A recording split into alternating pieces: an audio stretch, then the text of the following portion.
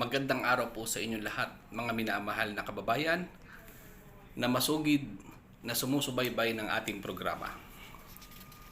Ngayon po, ang ating tatalakayin ay yung may kinalaman po sa problema ng mga kababayan natin dulot ng mapagsamantala, dorobo, alagad ni Satanas na mga illegal recruiters.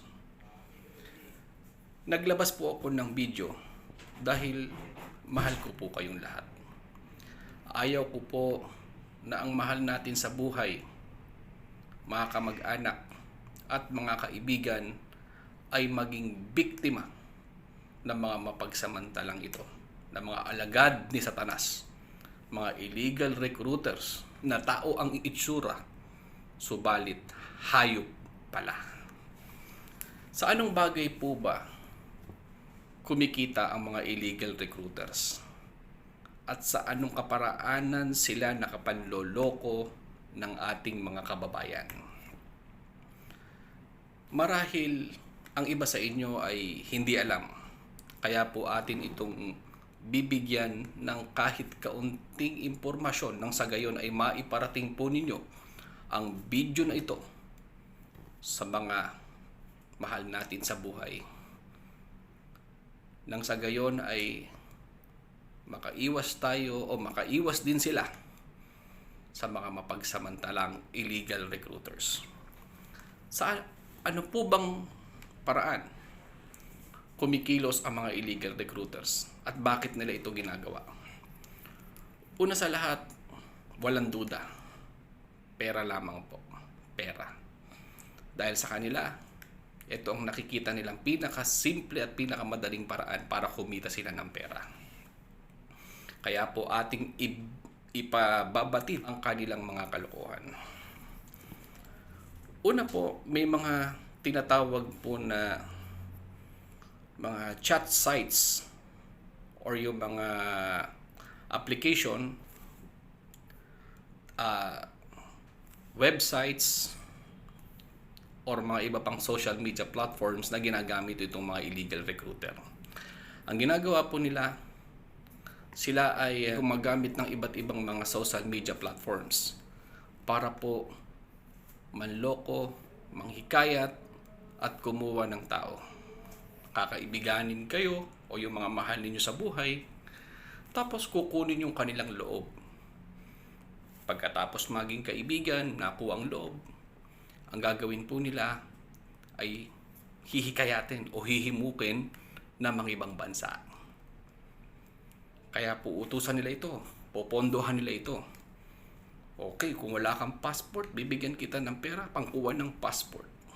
Dahil naman po itong ating kababayan na hindi niya alam yung kalakaran o yung intensyon nitong illegal recruiter, ay wala po siyang magagawa. Kundi ang kakala niya, kabutihan, yun naman pala ay may maitim na bala.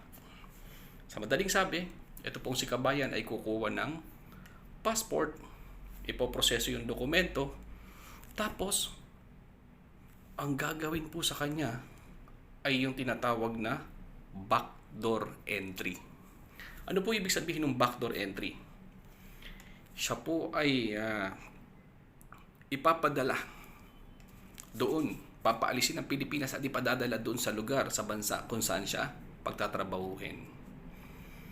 Hindi po siya padadaanin sa mga lehitimong employment agency na rehistrado sa POEA. Hindi po. Ang gagawin sa mga ito ay papaalisin, tangan ang tourist permit.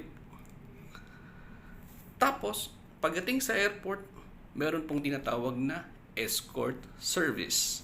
Yung escort po, ito yung mga undocumented worker o yung mga undocumented na kababayan natin na ina-assistihan doon sa immigration mismo. Na may mga tao sa immigration mismo doon sa pantalan nakakutsaba nitong mga illegal recruiters na ito.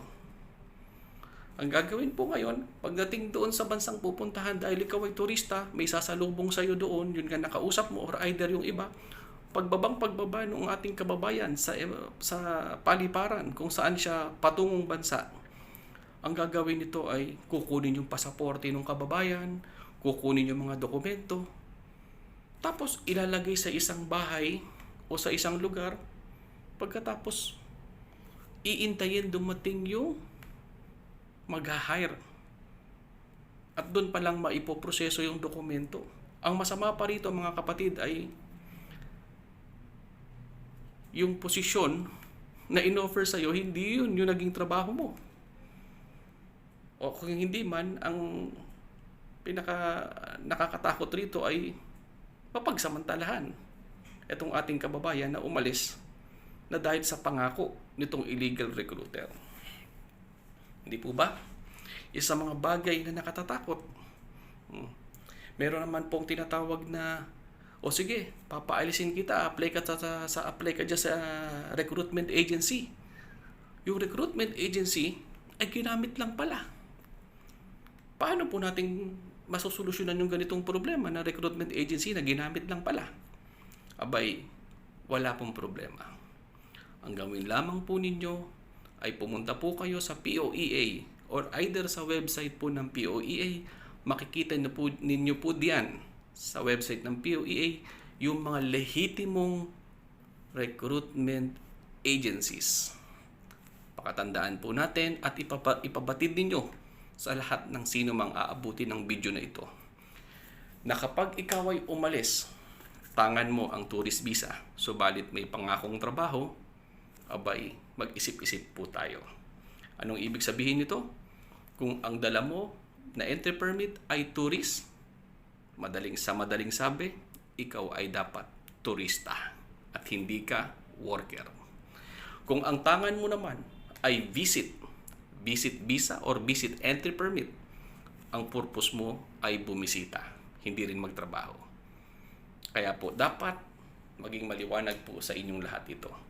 Hindi po porke tayo ay merong entry permit.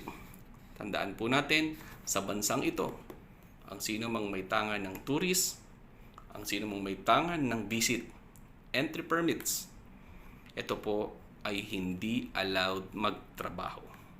At kapag na ito po ay nahuli ng kinauukulan, malaki po ang magiging problema.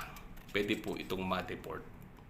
Kaya po ito ay ating ipinaliliwanag sa lahat at nais kong makarating sa inyo nang sa gayon ay magbigay po ng tulong sa inyong lahat na harinawa ay huwag maging biktima ng mga mapagsamantalang ito, na mga dorobo sa lansangan, mga dorobo, mga taong halang ang bituka, mga taong sariling interes ang inuuna.